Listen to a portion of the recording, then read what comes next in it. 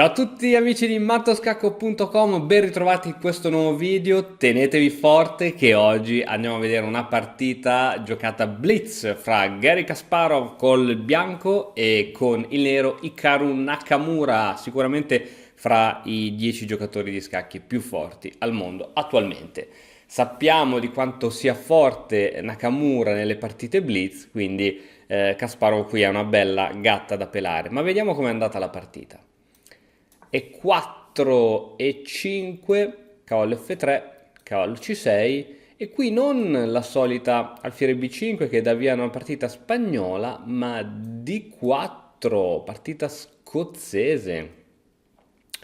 Cattura chiaramente, cattura e alfiere C5 per creare subito una doppia pressione su questo cavallo centrale.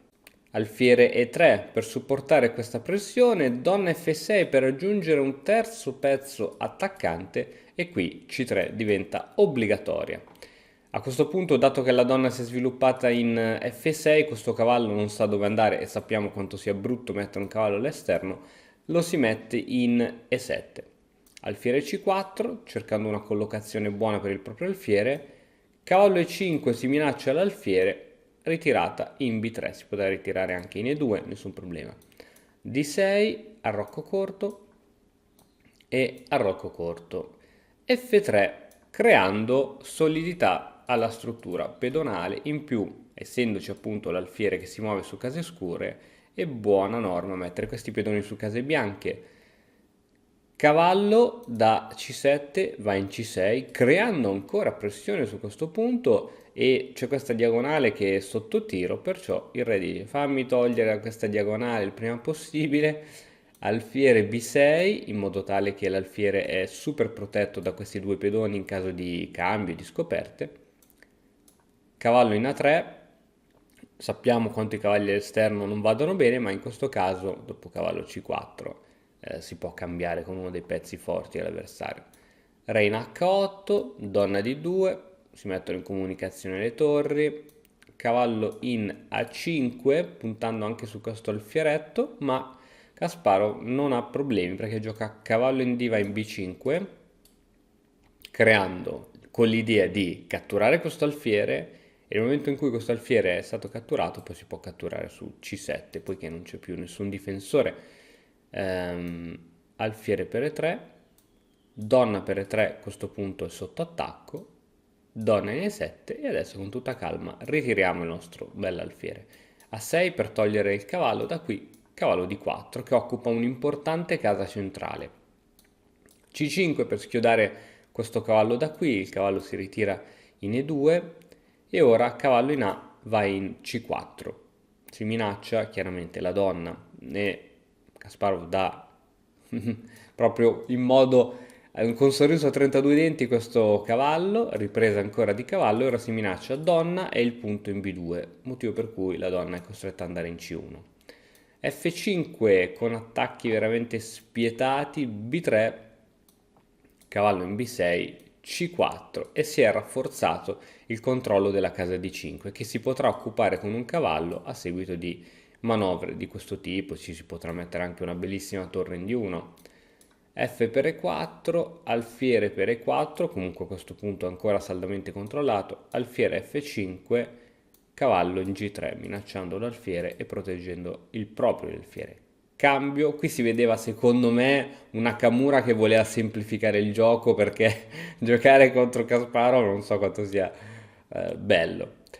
Torre in A, va in D8, torre in E1 per minacciare attacchi di scoperta, torre in F va in E8, ora però questa donna minaccia poi di cambiare sulla torre, donna di 2 in modo tale che se la donna poi cambia sulla torre si cattura con l'altra torre e si perde la donna in F8, cavallo G5, queste sono le mosse che mi piacciono di Kasparov, che mette sempre il cavallo in quinta e anche se attualmente sembra che non faccia nulla, però è un grande, il cavallo in quinta, così come in sesta, è un grande supporto per l'attacco, basta una semplice donna di 3 per creare una possibilità di matto.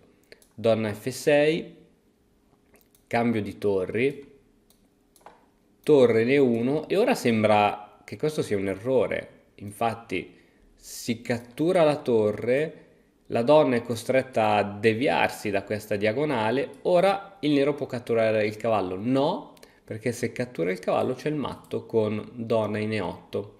Quindi prima bisogna prendersi delle precauzioni. Donna in E8 scacco, cavallo in F8. Questo cavallo del nero è passivo, e da qui inizia a nascere il vantaggio concreto del bianco. H3, tanto la donna non può ancora mai catturare, altrimenti perde il cavallo con matto. Rg8, ora finalmente sì, questo cavallo è veramente ora in pericolo. Cavallo in E4, donna in F4, donna in E7 e qui seguono una serie di scacchi che ho detto no, dimmi che Nakamura cerca il perpetuo, scacco, Rg1, scacco, probabilmente anche per recuperare un po' di tempo sull'orologio, donna B2 scacco, Rg3, H5 cercando in qualche modo anche il nero di creare una rete di matto, ma è molto difficile, solo con una donna e un pedone. Cavallo per D6, è caduto questo punto importante del nero. H4 scacco, si cattura tranquillamente di donna.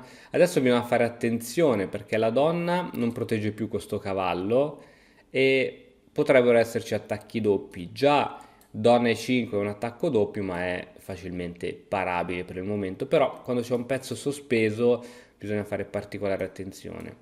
Cavallo G6, donna in E4, donna in F6, cavallo F5, ottima mossa, donna G5, scacco, re in H2, cavallo in F4, attenzione, attenzione, qui con una semplice G3 si para tutto, si minaccia il cavallo va in H5, ora ci sono possibili entrate di questo tipo che bisogna assolutamente firmare con F4, donna D8, donna D5 forzando il cambio delle donne perché siamo sotto scacco e qui non cattura di pedone perché è vero che si crea un pedone passato ma questo è facilmente attaccabile e difficilmente sostenibile dal bianco, ma e qui ragazzi la classe non è acqua, cavallo in E7, re F7 e dopodiché qui Nakamura abbandonò.